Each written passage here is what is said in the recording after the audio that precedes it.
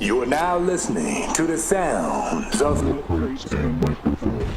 introducing our guest, a Southern California underground hip-hop legend, part of a legendary crew called Visionaries, and somebody that we've looked up to, one of the hardest working underground artists in the business, someone that toured nonstop and was making music nonstop and was constantly influencing younger artists and always picking people up. Give it up for the one and only Two Man. Hell yeah. Word up, man. Thank you, man. You guys are too kind. I appreciate it. Thank you so much for joining us on our Christmas special and on this Saturday night. I know everyone's busy and got a lot going on during the season, so thank you so much for joining us. Oh, it's all good, man. Thanks to my boy Bombay for helping me out right here. We chilling, man. For sure. I appreciate it, bro. Can you get your camera on so we can? We got the full video feed going. Yeah, let me get that on. Give me 1 second. Yeah, no problem. It's all good. It's all good. Happy holidays, Tumex. Like that? Hey, Perfect. Good to see your face, brother. Feliz Navidad. Happy holidays. Merry Christmas, man. How's your night going so far, brother? Oh, man, I'm chilling, man. Just fucking, doing the thing and shit. I had to go to dialysis. Came home. Yeah. Just building with the homies, smoking a blunt, eating some chicken wings that my mom made earlier today. Hell yeah. Living the best life. Mom was like, she did them a couple of days ago, and I was like, nah, you got to really fry the shit out of them. So she fucking came back on the redo like a mom does, On the rebound.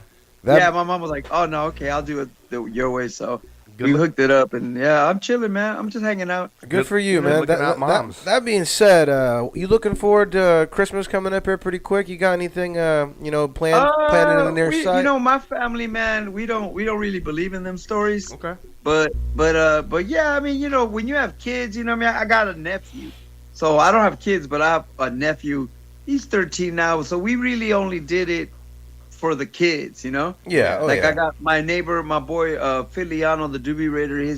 He lives in the front house. His kids, he got like a 7 and a 2-year-old. So like, you do it for the kids, you know what I mean? But we more as adults, man, we're kind of like, there's a holiday every other weekend, bro. I like, you know what I mean? That is designed like every other weekend. There's a holiday, bro. It's like, for sure. It's always something, bro. Like, yeah, it's all good. I'm not really into Satan's birthday, but at the same time, it is Christmassy, and I don't know, bro. The family aspect is cool. Yeah, and I think that's the only part that I care about. I don't really care about the pomp and circumstance, but the family aspect's cool. So no Christmas movies for you, huh? Breaking my heart, man. Can't ask you about no Christmas movies or nothing. Huh? Oh, bro. The Christmas Story is the greatest movie of all time. What you talking about? Oh, there it is. There you go. Halloween. I'll tell you another Christmas movie. Home Alone 1 or 2. That nobody talks about. Just Friends. You ever see that one? Oh, yes. I just watched that this year. That's on my list every year. What's that one about? I think that's underrated. Coocher. That's Ryan Reynolds. No, Reynolds. Ryan Reynolds, Amy Smart. Amy Smart's fine, too. Oh, yeah. Super fine. That is a good one. And Anna, what's her name? Anna Faris. Anna Faris from Scary Movie. Okay. Yeah. That because it's got Christmas overtones. Exactly. I mean, he's home for Christmas, right?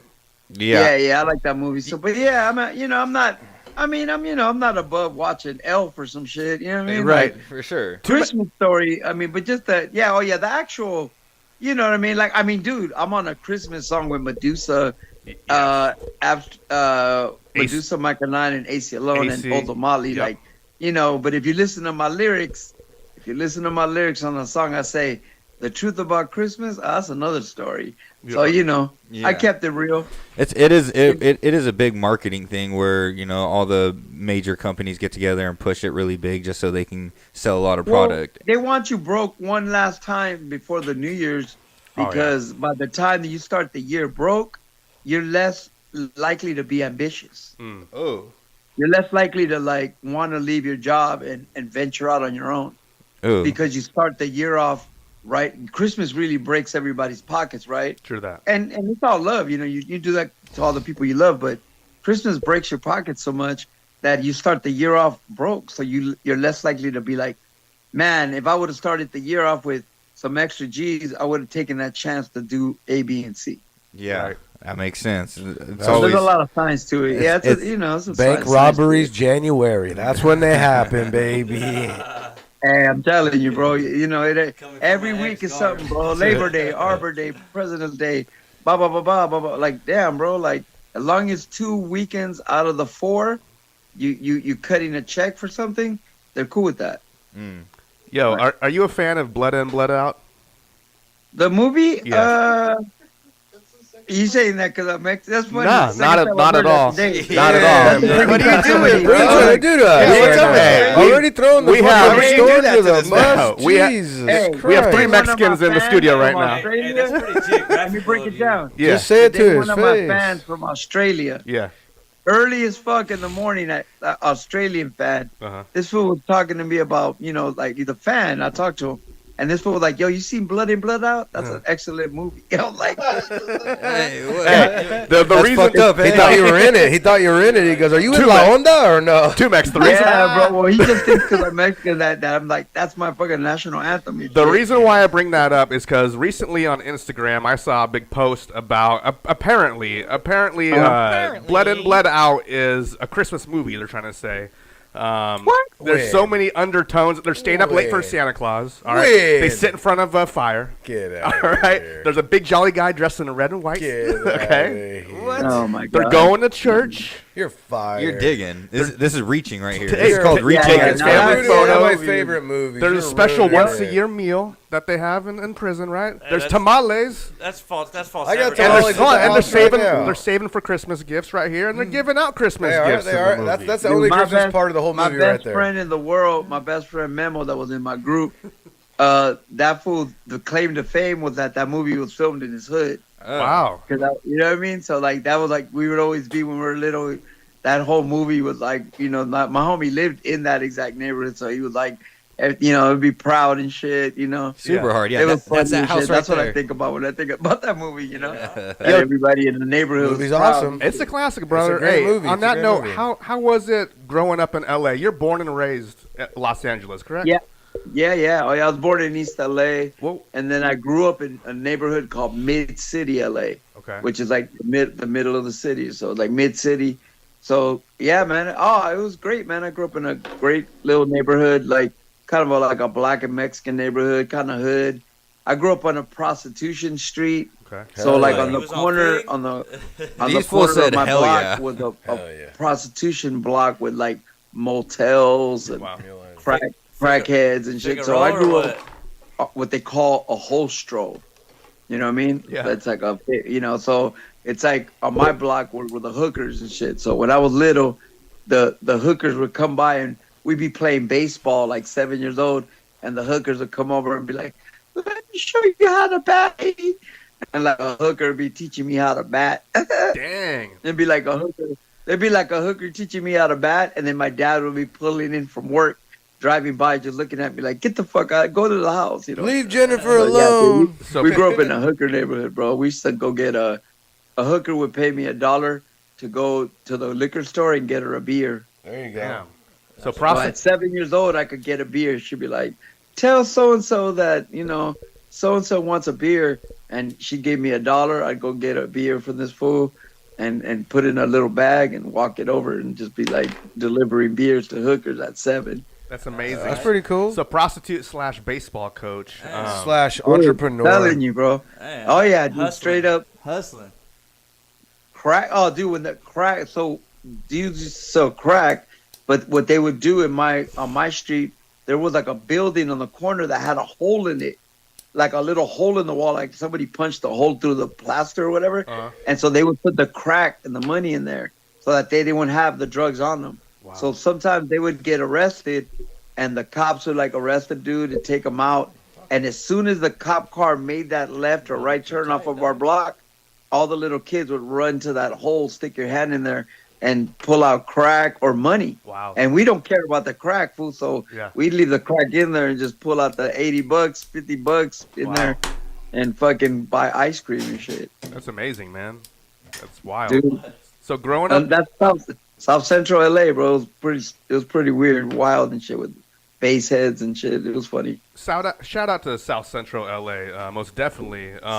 2Mex, dude, who were your early influences in regards to just? Hold on. Before you Yeah, go any further, I just yeah. want to apologize to this man real quick. Yeah. for having to wear that L.A. fucking Dodger shirt around, man. I apologize for you, brother. No! The World Series champions? Why are you apologizing to the World Series champions? Tops off to you. He needs to apologize to your bitch ass. I know.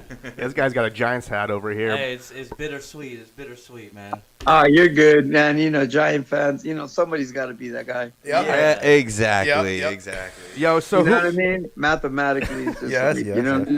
who were your early musical influences? Who'd you listen to growing up, and then how did you discover what we love to call hip hop? Yeah. You know, my first influences were really what my dad listened to. You know, which was my dad made music too. So my dad played keyboard and guitar, but what he was really about was the Beatles, man. Wow. So I grew up listening to the Beatles, like Santana, Aretha Franklin, and then he was really into like. My dad really liked what that 50s like Happy Days shit, like Bill Haley and the Comets. Yeah, this is dope, bro. Yeah, like 1, 2, 3 o'clock, 4 o'clock, right? That kind of shit. That's pretty cool. He liked that kind of Dick Clark shit. So that kind of stuff I grew up, and then later on, you know, right off the top, you know, the MTV baby. So I started getting into like, you know, British New Wave and whatever it was, you know, all that shit on MTV, and then you know. Obviously, hip hop was, you know, real huge, and as a little, you know, I was Sugar Hill Gang old, you know what I mean? Most definitely.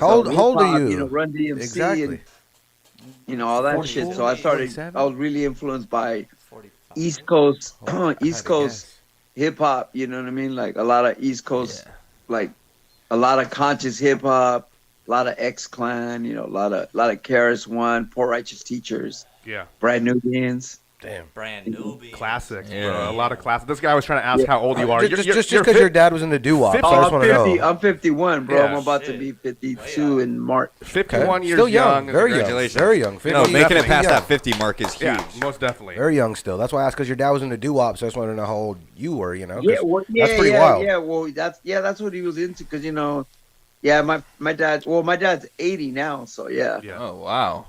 Yeah, Well, congratulations good to him. genes, good Yeah, genes. congratulations to him. Yo, what made you want to pick up the mic and start rapping and pursue hip hop like some of these legends that you were listening to? Besides being influenced by my dad, like I started getting into music like just being a fan, man. Like you know, really like hip hop captivated me like it did everybody else. And you know, growing up where I grew up, fools was always rapping. Like I mean, it was just like Dougie Fresh and Slick Rick, and on my block, our first DJ, his name was DJ Gonzo.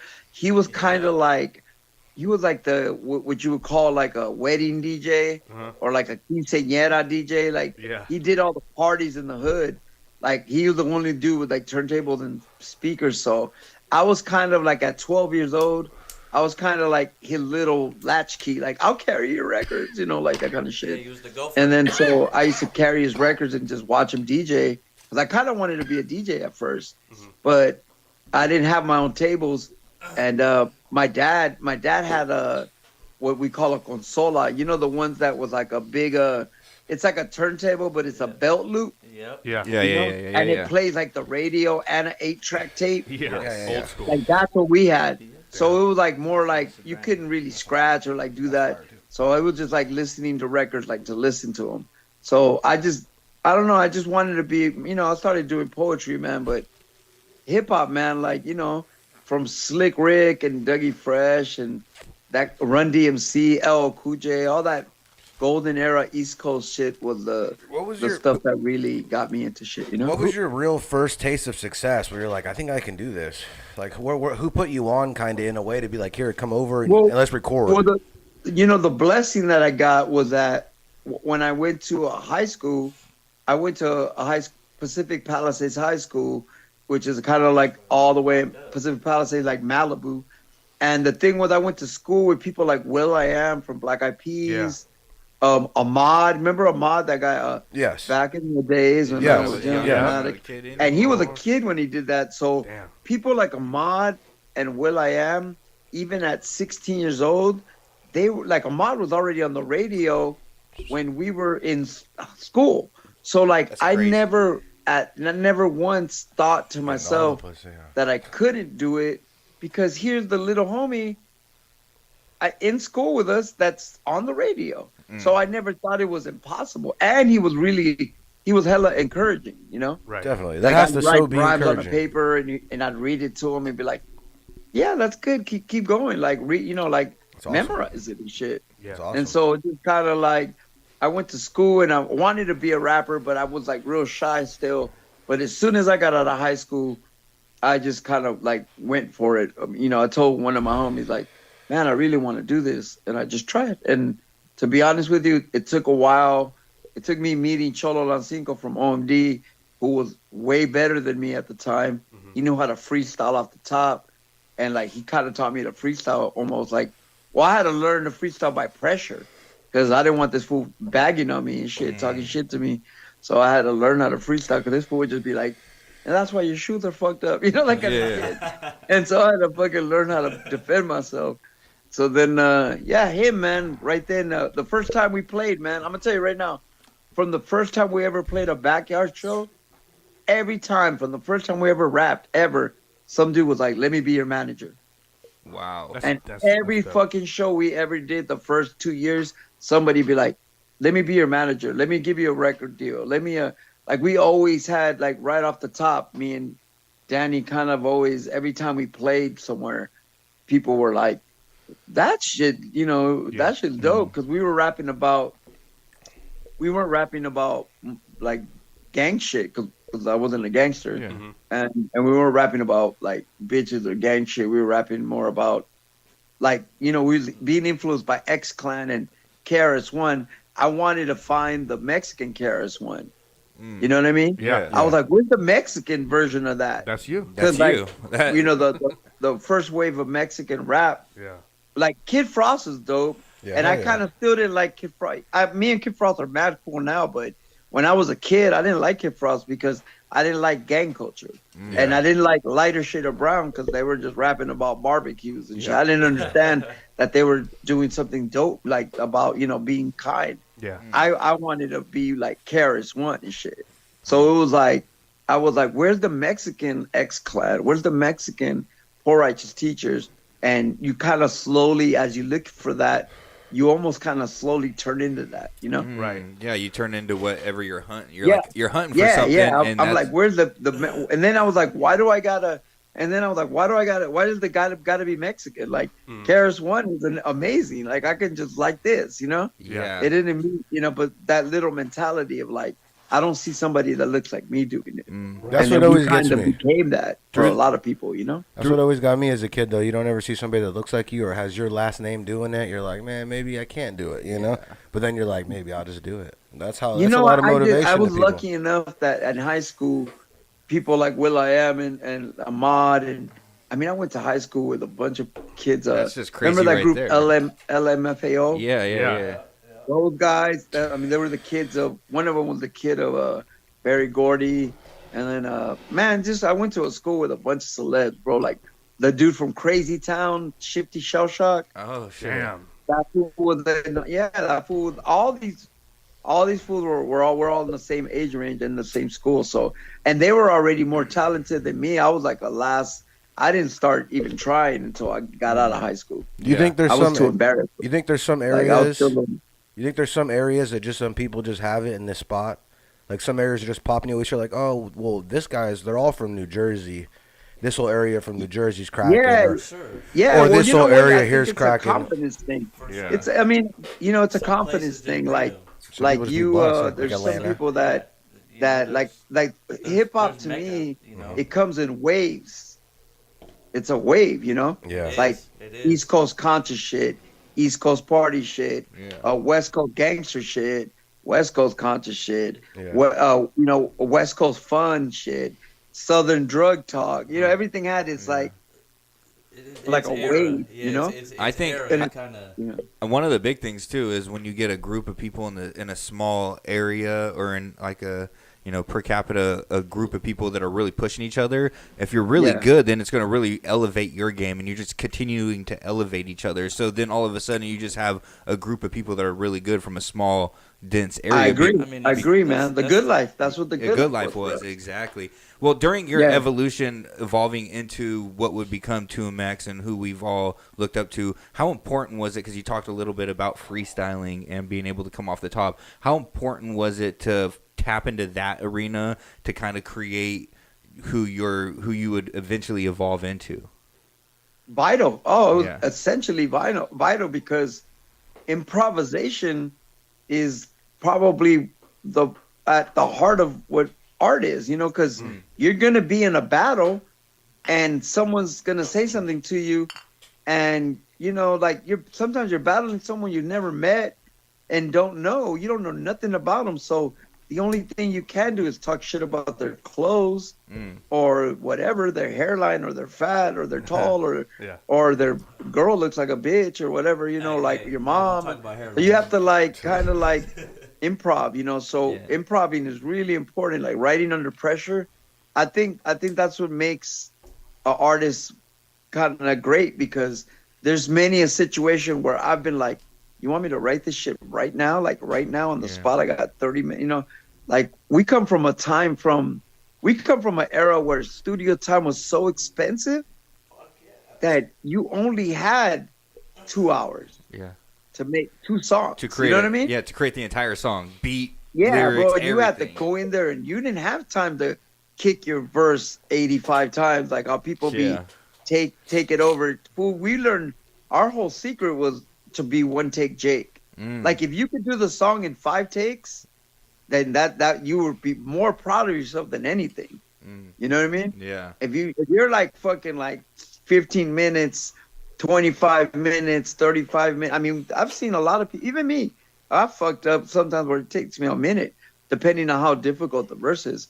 Because sometimes what you write and the way you hear it in your head, and when you're spitting, it ain't the same, Yeah, true that. Being in that in that mindset when you're recording, do you have an issue with punching in? Because I remember like when we would record a smaller basis, but like recording music, I always felt like being able to do the entire verse all the way through without punching in while recording was an important part of the entire thing. I'll break it down to you, bro. At 51 right now, for the first, and it has nothing to do with breath control, for sure, because my vision's kind of fucked up, right? Yeah. I've been writing the last 2 years, almost 2 years. I've been writing all the verses in my head now. Wow. Ooh. Like Jay-Z and shit. Yeah. Like every verse I write, I have to write it all in my head. I don't write verses no more because I can't really write. Yeah. So it's like now my flow is a little bit less Micah 9-ish or fast, right? Than I used to, because I used to rap fast. For sure. Yeah. And I still do it. I mean, I do when I perform, but chop it up. As far as the flow, but like, I mean, I idolize Micah 9, Pharoah Monch, all those kind of dope rappers. And it's like, Raz Kaz, all that shit. But it's like, only now do I maybe punch, bro. I prided myself in never punching, bro. Yeah. I barely started punching like now. Yeah. Like I don't punch, bro. I would rather you hear the mistakes or the breath, like the that little, like that. For sure. For sure. The rawness. Kind of keep it raw. Yeah, keep it real. I'd rather keep it raw where you hear like the desperation of your voice is like a thing, or I do that little thing where I would be like, and the reason I would do all that like noise at the end was because I usually would write too many letters. And so you're like rushing to get it out, and it end up being like, But I like that, bro. I like how you throw it in. It makes you sounding unique and undifferent, like or different compared to everybody else. It's your own little thing. Like you have so much more to say. Like, you never thought of it as a style. It just developed to be that way, because maybe I would write, my brothers from Dilated Peoples, I'll never forget Rocka and Evidence. When I used to rap really fast, like real fast, and Rocka and Evidence like, dude, just learn how to edit your words a little bit, Yeah. Evidence the most. He's one of the slowest methodical rappers there is. Dude, you know what I mean? He'll take the dude. I remember he recorded me once for we did where he spent an hour, and Pablo, one of my other main producers, Life Rexall, he does it too, where adjusting your shit to like the most millisecondly, like Right smallest increment, like for it fits perfectly, like if you were Nas, you know? Yeah.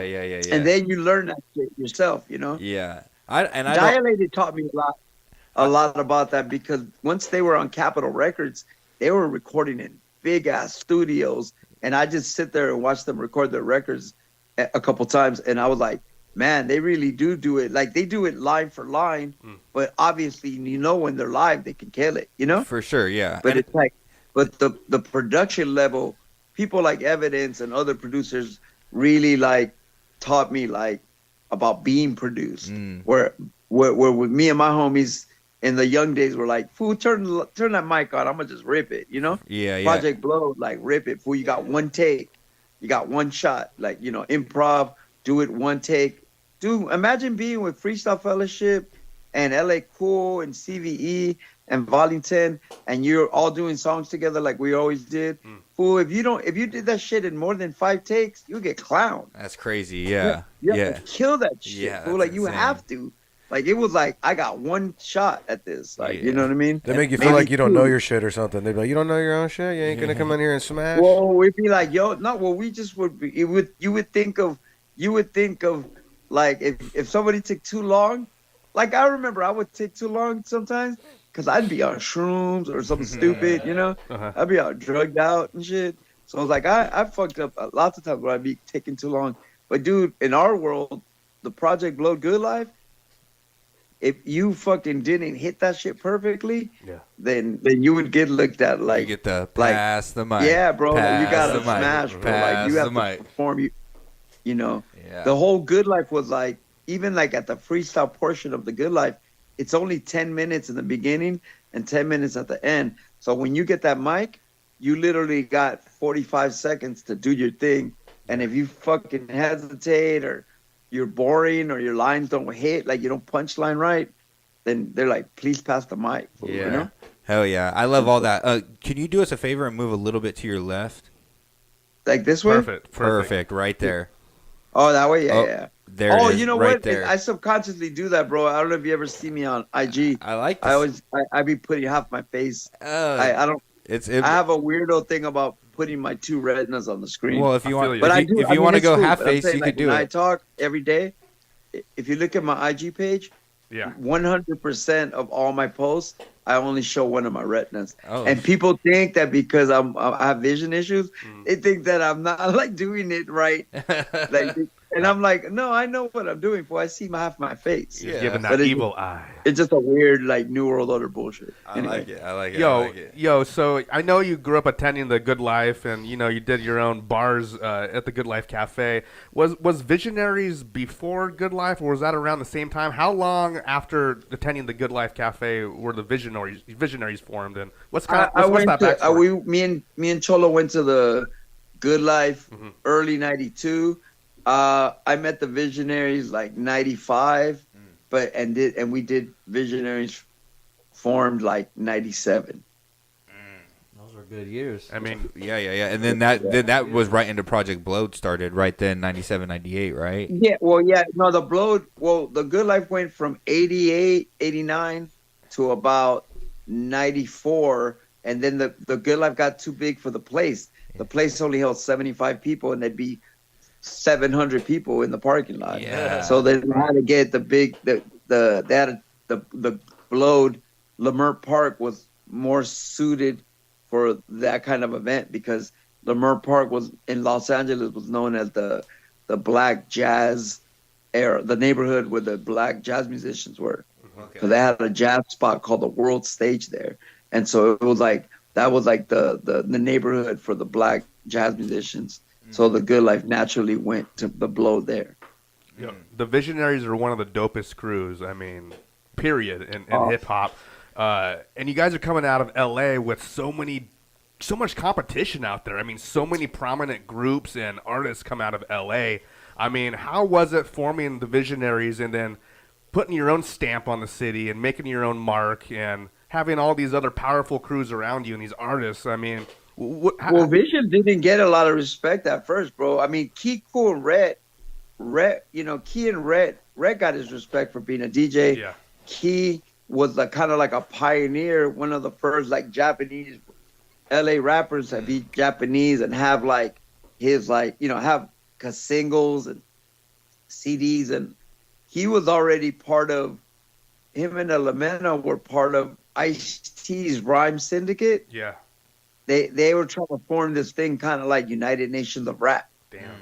And it was like, one white guy, one black guy, one Mexican, they try to do that. Yeah. And so they kind of early on, they were working on that. But then different guys, like one of the guys from that group became in that group, the Mexicans, the Mexicans? I don't. They're like a LA group, and they were on Motown. But anyway, so Key and Elemento and Tez and Danu kind of like started sort of hanging out. And then Key and Red started hanging out. And me and Red knew each other through Rocka. And then we just basically all met. Key and Red had a radio show. They were both, Key Cool was a student at UCLA. So him and Red and my boy Rob One, rest in peace, had a radio show called the Broken Abstract Syndrome Show. And they allowed me to go out there, play a demo and like freestyle. Me and Key Cool would freestyle. And so eventually we formed as organically, like from hanging out and freestyling together. And organic, we just, I told them I already got a group. It's called a Mexican Descent. Yeah. And I already got a crew called the Afterlife, but I'm down to do shit with y'all too. And that was it. We all, even though we had different, Elemental was in Black Forest, Redmatic was in the Beat Junkies. Yeah. And so it was like we all were like, we could do this too. It was almost and like so a super group. Huh? It was almost like a super group, a hip hop super group that you guys put together. Yeah, but not really, because none of the groups were famous. We were just all like, when you hang out with new friends, it's like me and the Shapeshifters. Like, as soon as I met the Shapes, like some of them were a group already, right? And then the other like 4 or 5 dudes, we all became in the group too from just friendship. Yeah. You're just a crew associated with the crew. Homies. Yeah, Well, homies with the crew. Become a part of the crew. I mean, most of the Shapes are CBS graffiti writers. Yeah, when we talked to AWOL, he talked about that, and it's more or less just like being from the same area, having the same interests, being just on the same page with everything, and that creates the best type of content for the rest of us. You know what I mean? Yeah. Well, AWOL's at the Good Life, rolling with Abstract Rude and Masked Men, and then Circus kind of popped up there, and me and Circus became fast friends through like conspiracy theories and shit like that. We've both always been into that kind of shit. And then we just organically, then they introduced me to Pablo and Exit Stereo, and those dudes are lifelong friends. And we all just constantly met different cats. Yeah. And whether we worked on music or not, we were just hanging out, Yeah. Were those relationships with people like Shapeshifters, and obviously all those guys are very high gifted artists and writers and stuff, were those relationships healthy for you guys to kind of push the boundaries and kind of like, oh yeah, they're doing more experimental shit, I could do more experimental?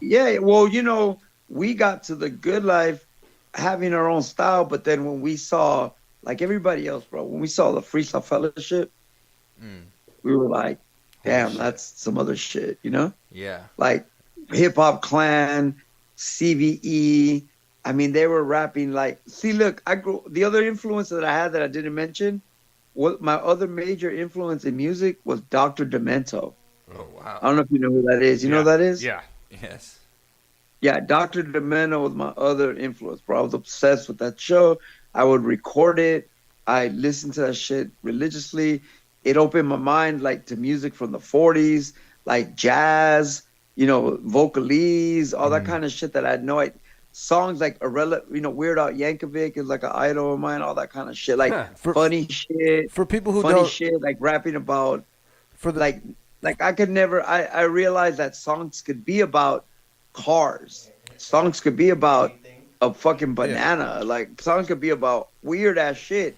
You could do songs about anything. And I was like, for the simple people out there listening right now that don't know who Dr. Demento is, fill them in who Dr. Demento is. Dr. Demento, so in LA, at least in LA, Dr. Demento had a show on different like rock stations, and it was like radio. He would play funny songs.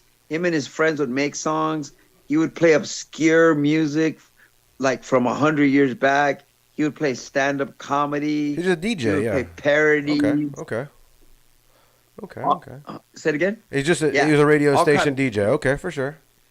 I wasn't sure. I wasn't. And it would be like, I mean, you hear like fish heads, fish heads, that kind of, and you'd be like, as a person just listening to MTV, I'd be like, what the fuck is this? Like songs about, blood transfusions and food, and it'd be like, my wife left town with my banana, like weird ass shit.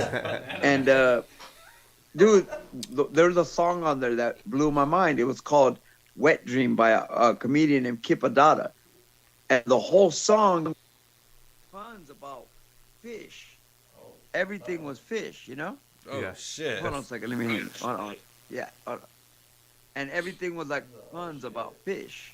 So it was like, I'm with this cute little yellowtail. Let's get tanked. This cute little minnow, something, but it opened my mind up to the metaphors, and I was like, the similes, and I was like, oh, that's so hard, And then I started listening to like the songs and like the language Americana, like, like there was a song about blood transfusions and the dude's driving. So as he's driving, the song, the beat goes faster and faster. And by the time he gets to the end of the verse, he crashes his car. So it's like rolling on the and then be like transfusion, no illusion. And then every time he would be like, put the Jimson in me crimson. No, put the crimson in me Jimson. He'd be like, put the blood in me bud. Put this, and I was like, damn. Every time he created like metaphors for blood, and that kind of shit would just open my mind. Yeah, And plus, I was an avid reader, bro. I really excelled at reading. I was like reading, I was really into Behold a Pale Horse and all that shit. I was always I would pay $35 and go to the airport, Hilton, and see David Icke speak when I was like 17, Oh, shit. I'd be like, I was all into all that kind of shit, bro. Like Holy Blood, Holy Grail, all that bullshit. Like, I just like, that when you were in jail, we had a lot of friends in jail. Mm. And one of my friends, his brother was in jail, and he came to my house with like a 25th generation copy of VHS of William Cooper giving a lecture at a school, and he's like, the Illuminati and the dollar and the this and the Freemasons and all. Yeah. And I was just captivated by that shit. I'm reading Behold a Pale Horse right now. I mean, the book is amazing, and it was written in 1990. It holds up now. Right? It holds up now. It holds up now, and some of the stuff you see now going on now, he's talking about 30 plus years ago, which is amazing. The audiobook's great, man. You don't gotta listen. You don't gotta read it. Just listen. We put that in our music, and I've sampled him. I mean, there's like 5 songs with his voice on my shit, and even the things that he taught, that shit's all over my music, especially my old music. Right. Yeah. Like all my old shit has him all over that shit. Yeah. Make words fall perfectly. I was more of like, I was all into alliteration, and shit like that. Yeah. I used to sit around and write the longest alliteration that I could. I'd be like, when we walk wrong, right with, wide with, was water wet. When we wore white with, willing wind, stupid shit like that. That's so hard. It wouldn't even make sense. Right. And Mexican cats would be like, I don't know what the fuck you're talking about. Yeah, because you're putting words together for even a English-speaking man doesn't make much sense, but to someone that main language is Spanish, it's like, what the fuck? Were you spitting in Spanish? That's another thing, bro. You were spitting in Spanish all the time?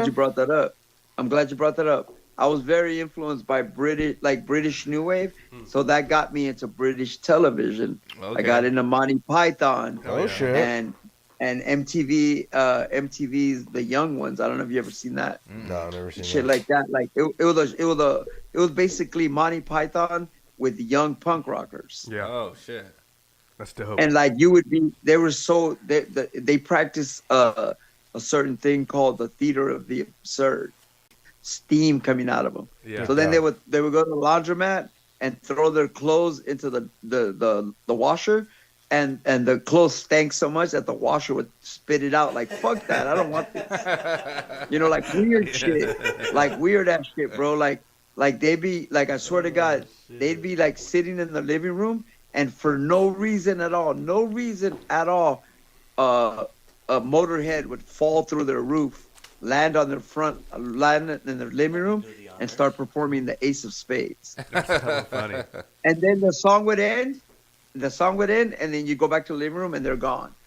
Shit. Like, and then nobody, and there'd be no explanation. No. Dude, I remember watching them one time do a show where at the end of the show, they're on a big game show, and for no reason at all, the whole show ends with a giant chocolate eclair landing on them. and then all of a sudden you realize there's a scientist with an elephant in a room in a library. So imagine an elephant and a library books, a whole wall of books, and a scientist, and he grabbed the chocolate eclair and he goes, "Oh, I accidentally spilled the eclair and it's got nothing but little humans." And then he gives the eclair to the elephant eats them all, and the show ends. Damn, Jesus. sounds It's a tripped out show. The whole show's tripped out. If you're watching that on some mushrooms, And even a that's it, though. microdose, It makes sense. And It makes that's sense. And I would be there like, Yeah. and I'd be like, what the fuck was that? Like, I'd be like, what? And I just wouldn't get it, but I would just be like, what the fuck was that? They I had to like be it. And so doing- that's the I kind like of it. shit that I was into.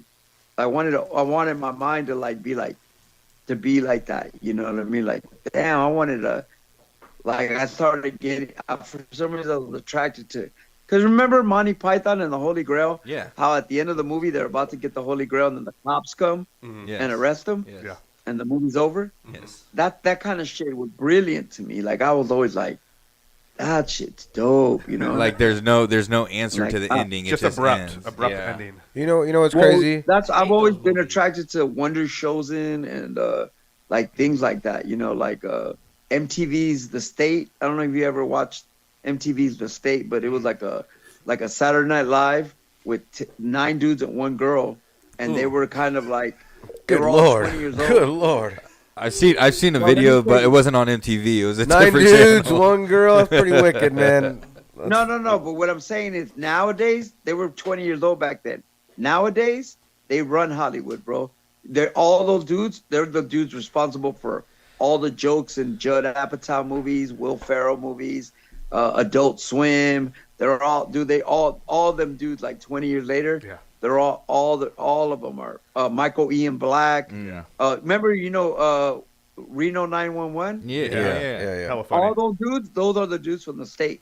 Oh, Like the guy, Okay. the main guy, Tom Lennon, and Yeah. his wife, Yeah, yeah. And the little short dude. That's the state. All the 3 of funniest them. people, pretty What much. about, And what all- about thick ass Niecy Nash? She wasn't. No, it was. She wasn't in that. Oh, yeah. Good lord. But I'm saying, like, those dudes were like so funny back then when they were kids. Yeah. Like they'd be doing sketch comedy, and they'd be like, "Imagine if I said I want to kill the president," and then as soon as they said that, the CIA would come in and take homie out the sketch, and then then nobody would ever say anything. And then later in life, later in the show, they'd be like, it's kind of like, you can't just go around this country saying like, man, I want to kill the president. And boom, the fucking CIA comes and takes him off the sketch. Like, it's crazy, dumb, like absurd shit, Yeah. Stuff that's That's like what I was into, bro. So that's the kind of shit I like. stuff that you usually don't see Hollywood putting out on video and shit Yeah, like man, that. like Mr. Show with Bob and Dave. Yeah. It's like underground Yeah. TV Yeah, was yeah. what it was. Right. Darker humor, bro. Yeah. I'm into like Big J. Okerson and like Yeah. Being darker from- Anthony Jeselnik. Being from LA right now, what do you got in the car? When you get in the car right now and you go to take off, what's in the car? What are you listening to? What am I listening to right now? I'm listening to. It's funny because I really just listen to old shit, bro. Put us on. What do you got? What do you got? I've been listening to, like my girl, man. We have this mix, this Spotify playlist, and we have about 800 songs in there. Give us And one. all we do is call each other and add shit to it. Well, give me So I'll one. just call her and be like, yo, put Thurston Howell the Third's first album on there now. Ooh. Put Al Green on there now. Put There you Stevie go. Wonder on There there you now. go. So it's just like this mix of like half the things I like and then half the things she likes. So I'm like listening to shit that I never would bump, like the Mamas and the Papas. There you go. And other shit that I kind of like don't really ABBA fool, like all kind of weird shit that I'm like the Bee Gees and shit, like. So I'm like listening to shit that like I know who they are, but I never got into them, but because I've got this crazy, and then I'm listening to like rare hip hop, like I'm a connoisseur of rare hip hop. I listen to Justin Warfield and Downtown Science and Curious and Rumpelstiltskin. Hell yeah. And fucking, I love shit like that. I love Joe Sinister and fucking like, any obscure WC in the Mad Circle. I love like obscure hip hop. Yeah. Like I think some of the greatest hip hop groups are like the groups that never made it, For sure. Right. Of course. That's that old school mentality. Cellar Dwellers, and that's I love all that mentality we like talk that. about on here a lot. Is when we were younger, and coming up, like finding music on the internet and getting tapes and all that. It was like you searched for something different than what your friend was listening to. You didn't want to find the same song that he was listening to, which nowadays that's a common thread. Everyone wants to listen to the same thing. Yeah. But when we were kids, it was like, I got to find something completely different so when I come to school the next day, I could blow these motherfuckers' minds right now. Well, we used to trade. Yeah, like you said about trading, bro. Like my homie I'd have like third base, and my homie would have Divine Styler. And I'd be like, let's trade for a week. Hell yeah. And we'd trade cassettes. We'd both dub them at our house and give them back. And then I'd be like, what else you got? And he was like, oh, have you ever heard of, so-and-so? And I'd be like, nope. And then he'd give me that, and I'd have that for 3 days, and I'd give him something else. And we just all, like me and my one homie would go buy, we only had so much money. So like, let's say we go buy, I'll give you an example. One weekend we bought WC in the Mad Circle and Marley Marr in Control Volume 2. Now we're, my boy's more like gangster. So I actually bought, he bought Marley Marr and I bought WC. And after a couple of days, we just switched. You get me? Yeah. Because he was like, I like this one more. It's more gangsterish. And I was like, no, I like this Marley Marr shit. It's got, it's got fucking like, intelligent hoodlum. And It's wild though that tape trading nowadays is so easy. It's like you can't let nobody come in your car. That's a lost art, though. And just hear. But you're not trading tapes. No, you don't. You just hear something. You put something on nowadays. They might just hear it and be like, I'm stealing what you're listening to. That's how quick it is. You can't really just.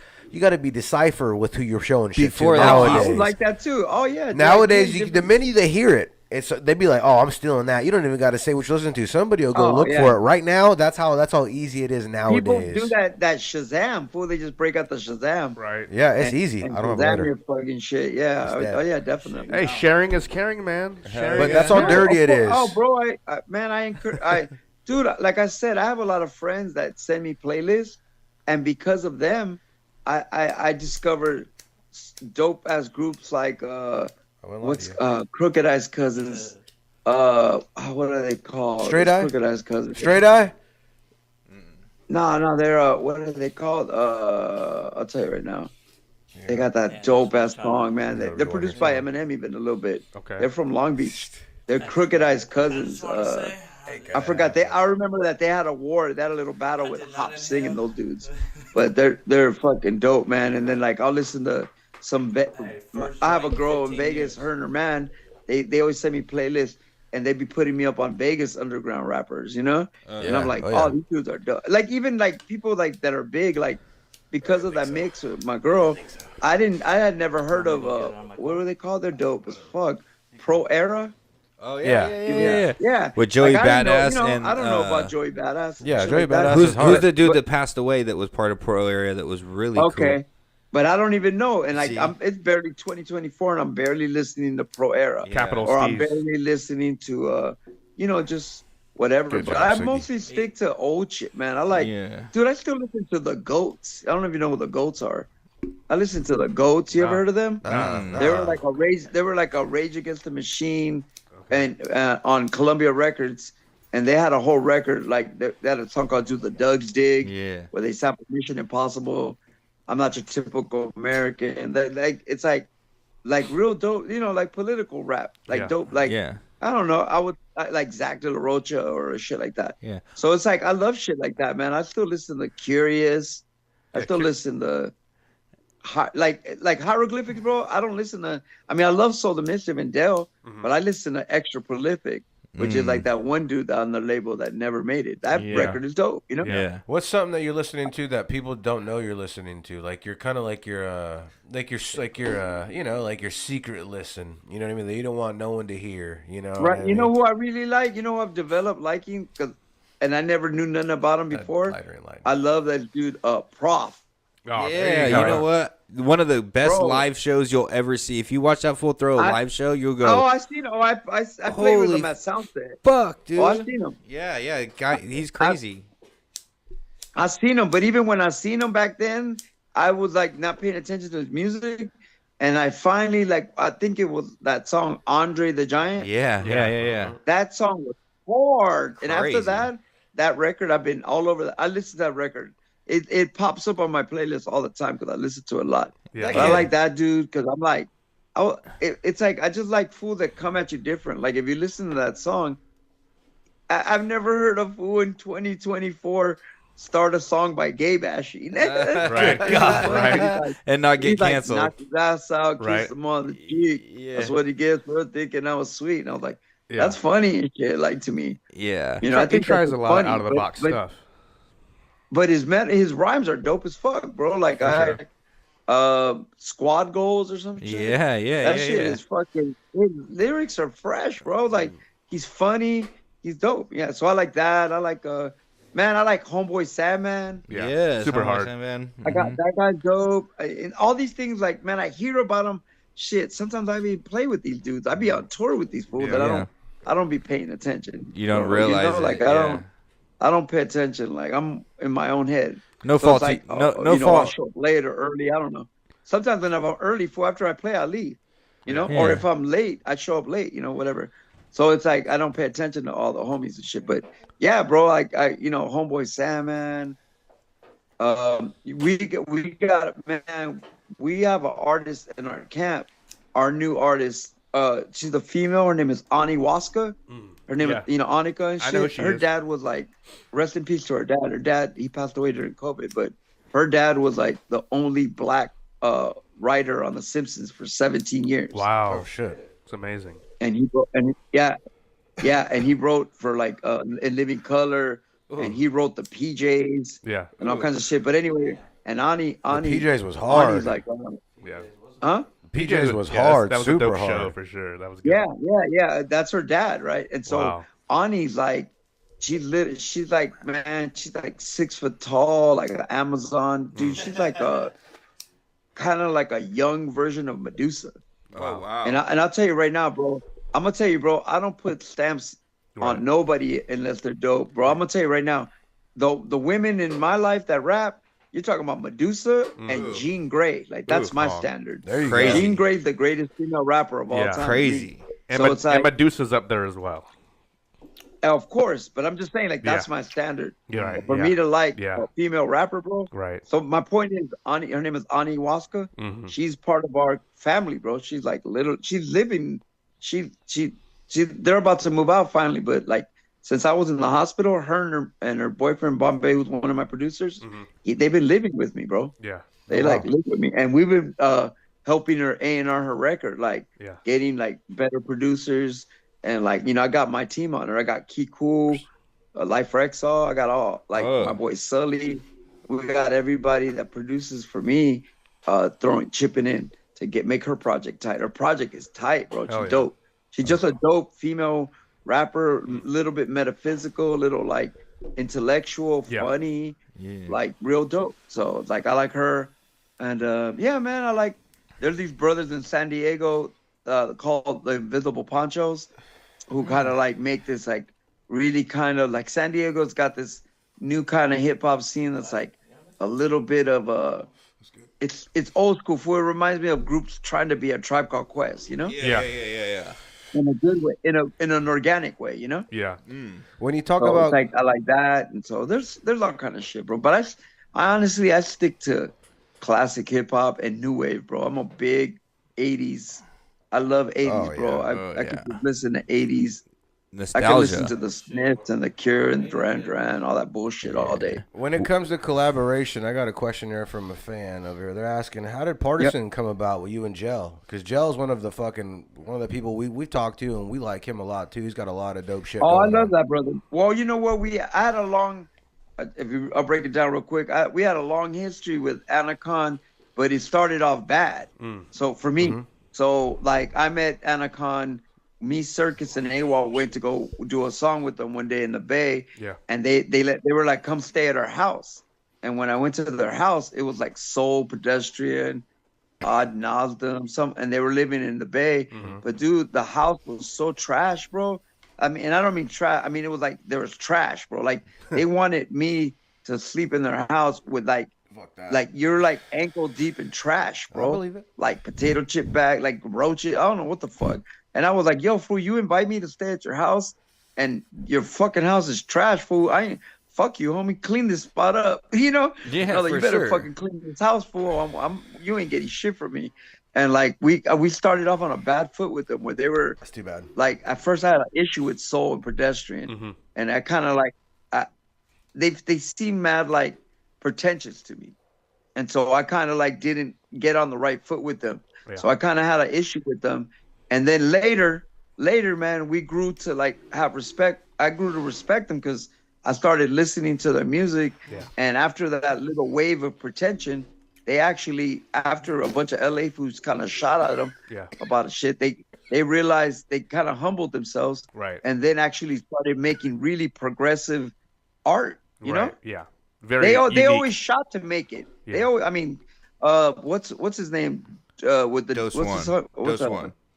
Dose, yeah, Dose is amazing, bro. For sure. All of them are amazing, bro. Yeah. Joe, all of them dudes are dope. Even Soul, bro. Even Pedestrian, they're all dope. Yeah. But like the vibe, there was like they had this real like. I remember they like talked to me like they knew me, and I was like, "Cool, you guys are our fans." Yeah. And so I kind of had an issue with them, and so I had a little issue with them. But then we grew to respect them, and out of that respect, one day me and Joe talked, and I was like.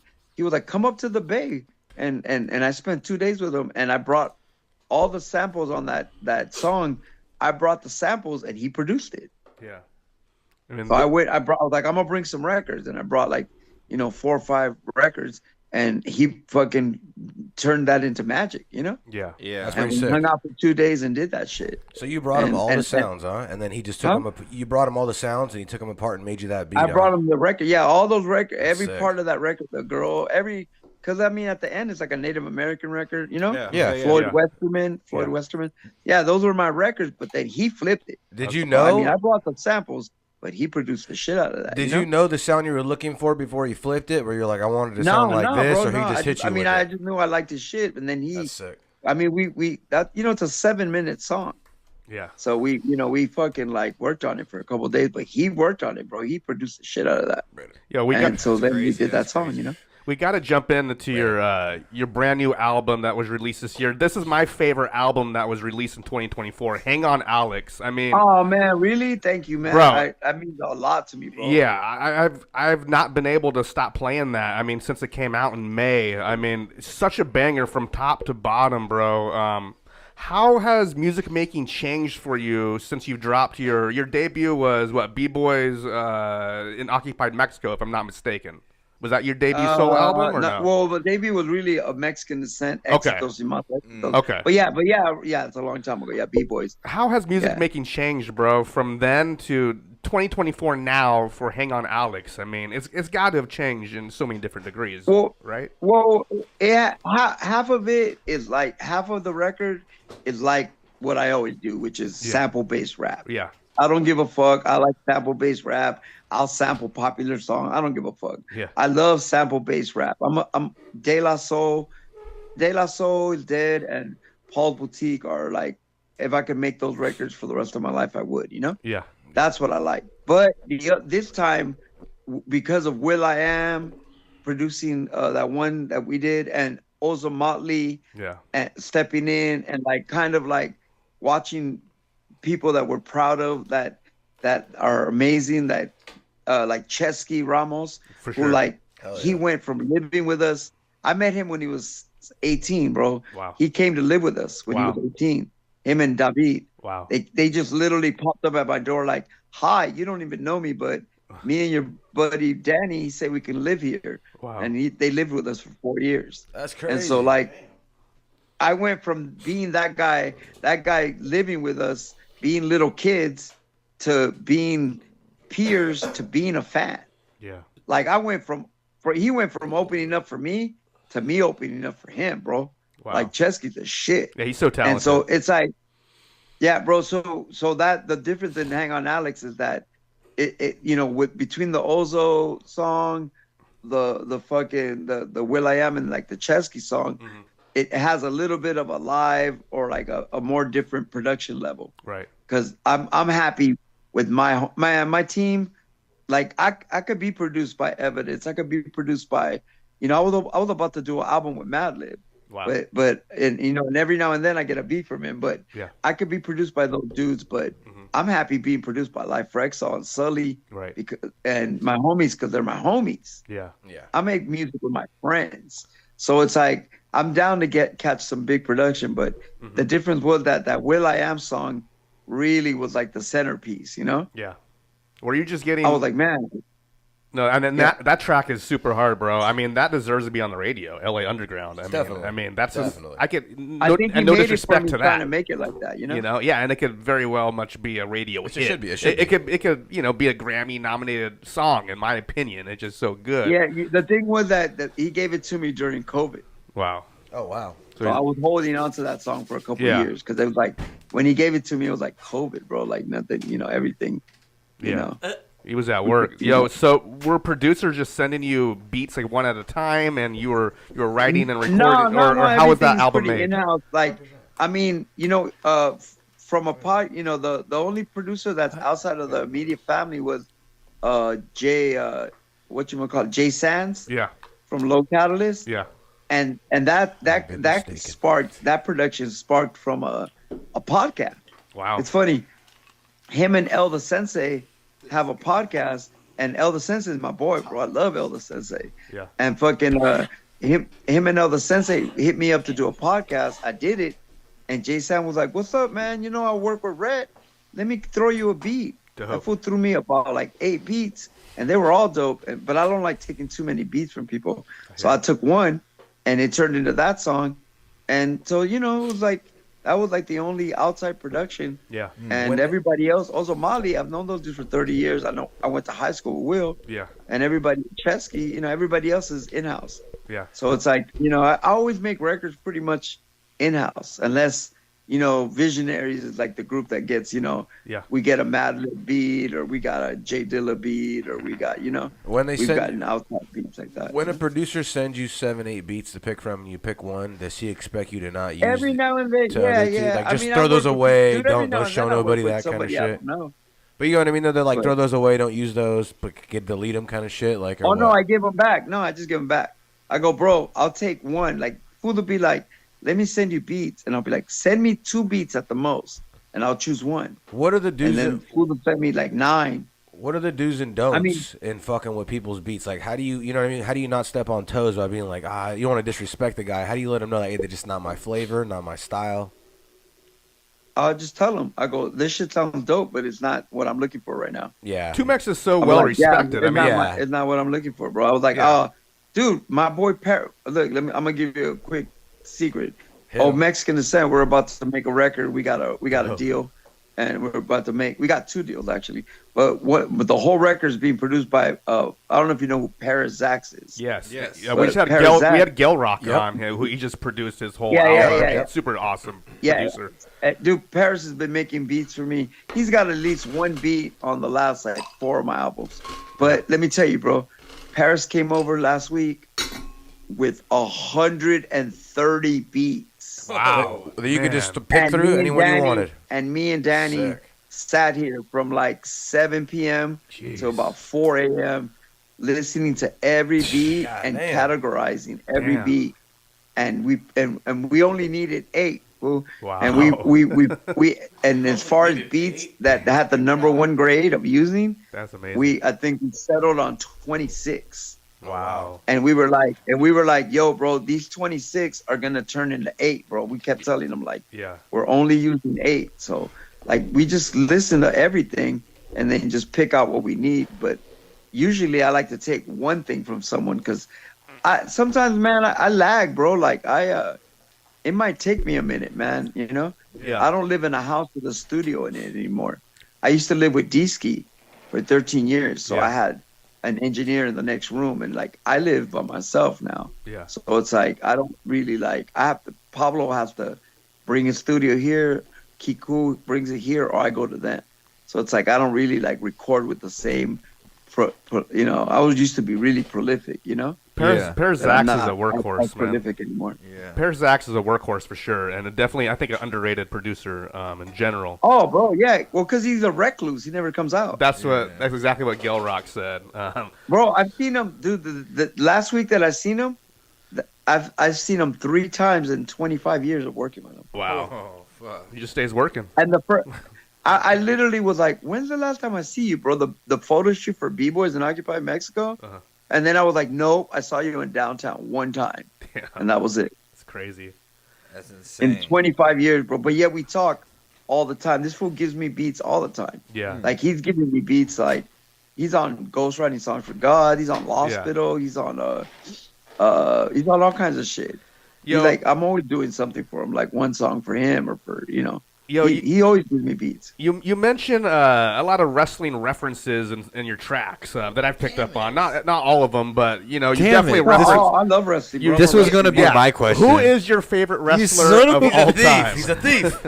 You both thieved Man, me. You both thieved me. It's We'll have such to. a Any it's chance such we a got. played out answer, bro. But I have to say Ric Flair. Bro. Ooh. Whoa. It's a played out answer. Wait a second, But though. Ric Flair's #1. Huh? Being from L.A., Dude. you didn't get Jake the Snake. you didn't get a lot of Oh, bro, Jake the Snake's one of my favorites. But let me tell you, bro, I love Ric Flair so much. I got the Ric Flair. Damon Lillard Adidas. Oh damn! You ever seen those? Yes, I've seen them. The dark blue ones that match his trunks. Ric Flair drip. And then on the bottom of the shoe it says "Woo." Those are so dope, bro. Ric Flair's a fucking Being legend. from L.A., though, you were getting more WWF, right? Like, weren't you watching more WWF than you were? Yeah, but you know what? I used to watch Glow. Oh yeah. The wrestling. Yeah. I watched UWF, AWA. Yeah. I watched all that. I was a wrestler. Dude, we used to go to my dad.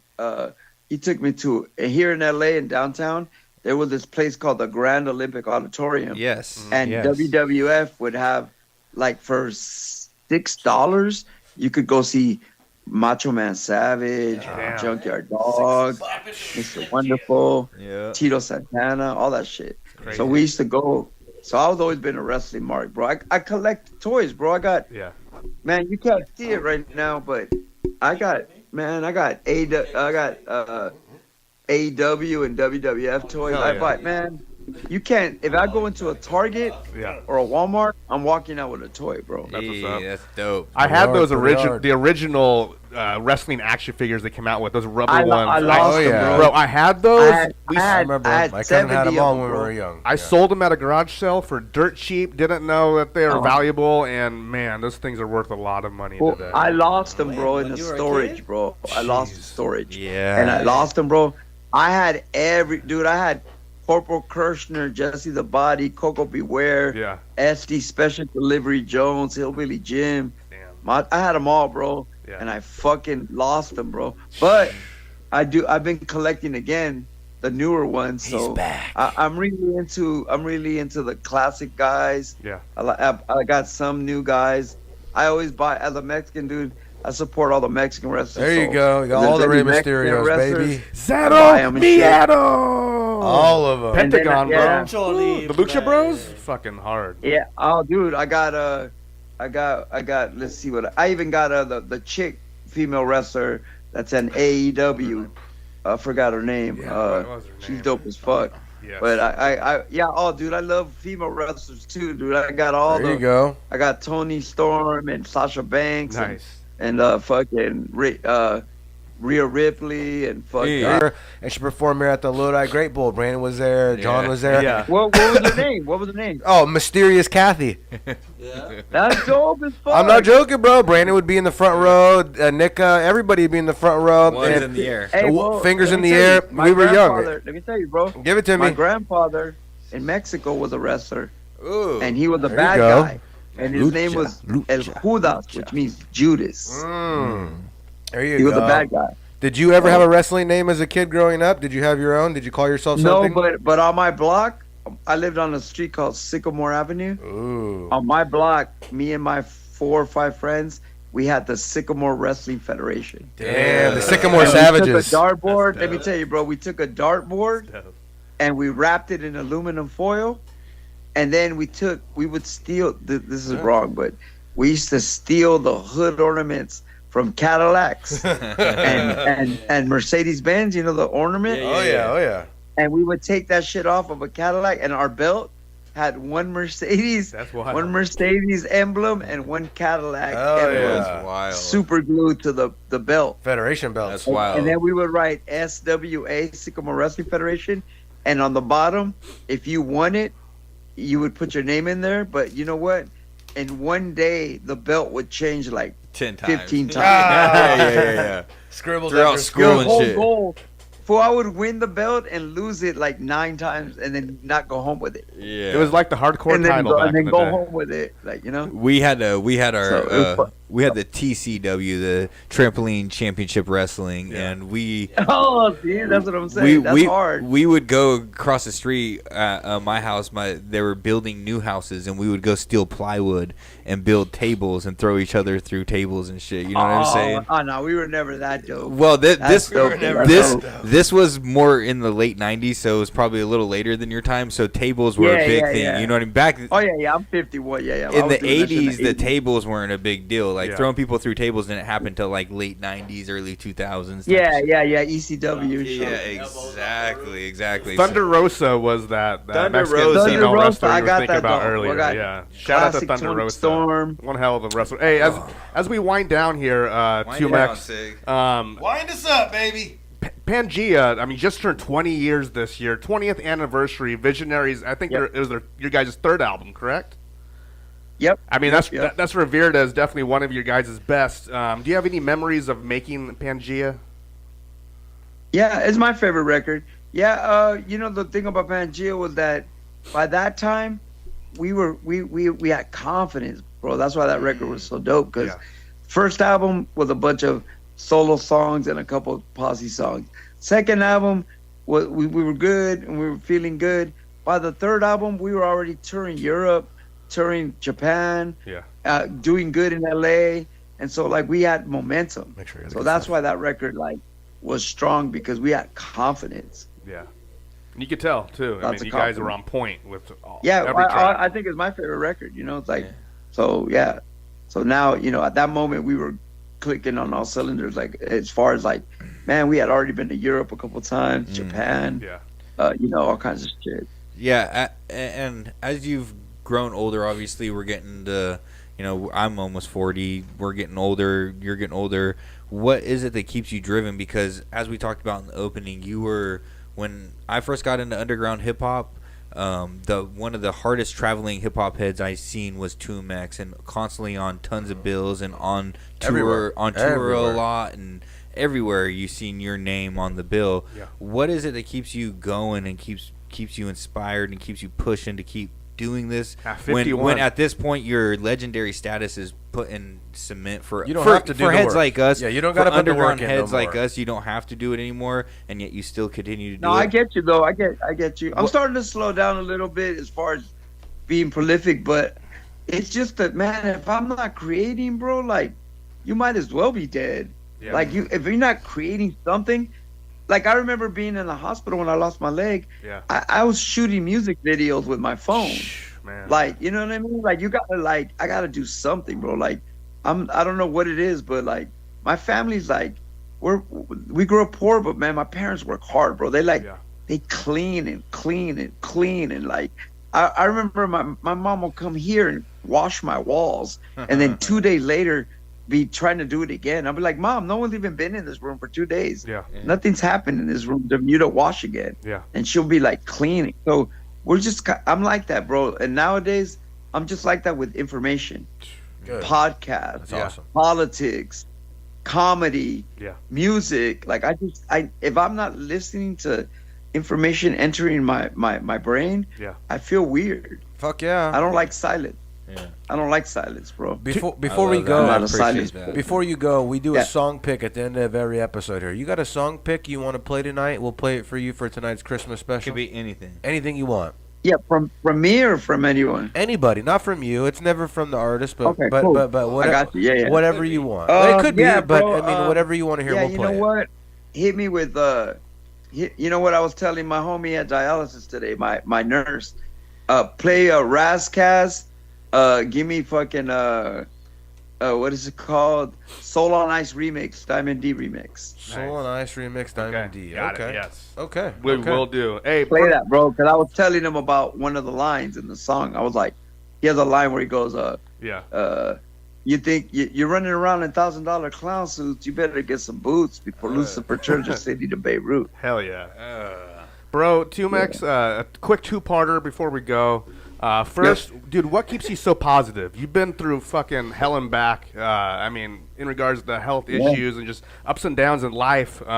What keeps you positive? And then second part would be, what does hip-hop mean to you? There you go. I got you. Why am I so positive? Because, dude, how can someone with missing a leg, having issues with my eyes, kidney problems, heart failure, I'm fucking going bald, all this bullshit, hunchback ass motherfucker, and yet I'm so blessed. Yeah. He's got a Yeah, hog I'm on so him. He's got a hog loved, on bro. him. I knew it. He's got hog Yeah, on I'm him. so loved, bro. I'm so loved, bro. Yeah. It's like my motherfucker out here looking like Shrek, and bitches love me, bro. Right. I got, The hog. I got women, I got knew friends, I got love, I got Yeah. family. Mhm. Dude, I'm blessed, bro. That's real. And so that's that. And then as far as what was the hip hop one? Just what does hip-hop mean to you Yeah. in a little summary? Oh, quick. it means everything, bro. It There you means go. it's the culture that attached itself to me that I grew up idolizing. It's the poetry and it's the freedom. Yeah. The hip hop allowed me the freedom. A kid that barely graduated high school to go all over the world, bro. There you go. I've been to 20 countries because of hip It's hop. amazing. Cuba, places that I thought I'd never go. Czechoslovakia, Cuba, fucking all over the world, bro. Yeah. And Greece, Spain, all that shit. And so that to me it was like hip hop means that because it took me there. It's amazing. Like hip hop yeah. took me there. Hell yeah. I know I took myself there, but the music, the culture, Yeah. Yeah, dude. yeah. Hey, man, I'm so glad you're looking good. I mean, you're looking happy, upbeat. I was praying for you when you had that heart surgery, man. I'm so glad you I feel it, bro. Thank you. came I on the feel other all of side. those And prayers, bro. yeah, bro. I mean, thoughts and prayers. Shout out to you for fucking just staying motivated and Fuck staying yeah. positive through all of that, man.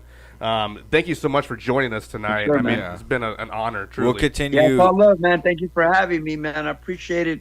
Let people know, man. My music is dope. I'm proud of my shit. Yeah, Oh, we're proud of you. and And we're every proud day I of you. promote Fuck my yeah. shit. Yeah, we're proud of you. When we're over here saying that you're a certified legend and Southern California and California, it really means something to us because as youngsters growing up, listening to conscious hip hop, as you did too, you understand this.